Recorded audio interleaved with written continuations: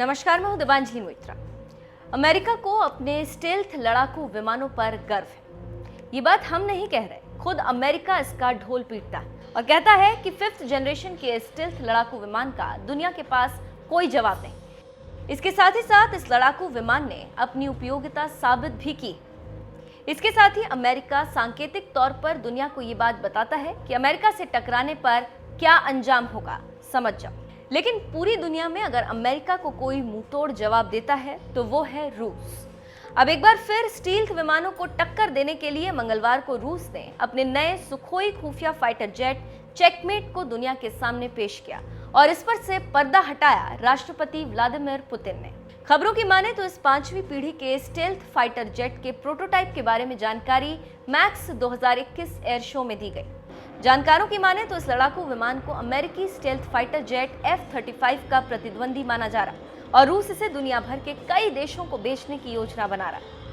Checkmate को बनाने वाली दिग्गज कंपनी रोस्टेक और यूनाइटेड एयरक्राफ्ट कॉरपोरेशन है। विदेशी मीडिया की माने तो checkmate fighter jet Sukhoi 57 twin engine लड़ाकू विमान से हल्का और हवा से हवा में मार करने वाली 5 मिसाइलों को ले जा सकता। रूसी लड़ाकू विमान checkmate jet Sukhoi Su-57 twin engine लड़ाकू विमान सुखोई 57 हवा से हवा में मार कर सकता। ये लड़ाकू विमान ड्रोन को लॉन्च कर सकता। चेकमेट कुल मिलाकर 7.5 टन हथियार ले जा सकता। टेक ऑफ या लैंडिंग के लिए बहुत छोटे रनवे की जरूरत पड़ती। इस विमान को 5वीं पीढ़ी के हल्के सिंगल इंजन लड़ाकू जेट के रूप में विकसित किया गया और इसकी बड़ी खूबियों में आर्टिफिशियल इंटेलिजेंस के इस्तेमाल को गिना गया।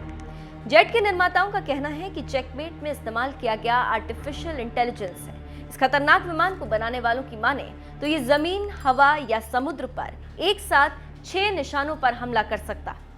रक्षा मामलों के जानकारों की माने तो चेकमेट की कीमत करीब 25 से 30 मिलियन अमेरिकी डॉलर रखी जा सकती। जमीनी परीक्षणों के बाद ये विमान 2023 में अपनी पहली उड़ान भरेगा और रूस 2026 से इसे ग्राहक देशों को बेचना शुरू कर देगा। यूनाइटेड एयरक्राफ्ट कॉरपोरेशन की माने तो उसकी योजना अगले 15 साल में 300 चेकमेट विमान बनाने की। तो वहीं अब इस विमान के बाहर आने पर सवाल पूछे जा रहे हैं कि क्या इस लड़ाकू विमान को भारत खरीदेगा। तो आपको जानकारी देते चलें कि भारत की तरफ से अभी कोई आधिकारिक जानकारी नहीं, लेकिन जाहिर है कि इस फाइटर जेट को बनाने वाली कंपनी भारत को एक खरीदार के तौर पर देख रही है। अब देखना होगा कि आगे होता क्या है और इसका नतीजा क्या निकलता है। फिलहाल तो रूस ने अमेरिका को करारा थप्पड़ रसीद कर दिया।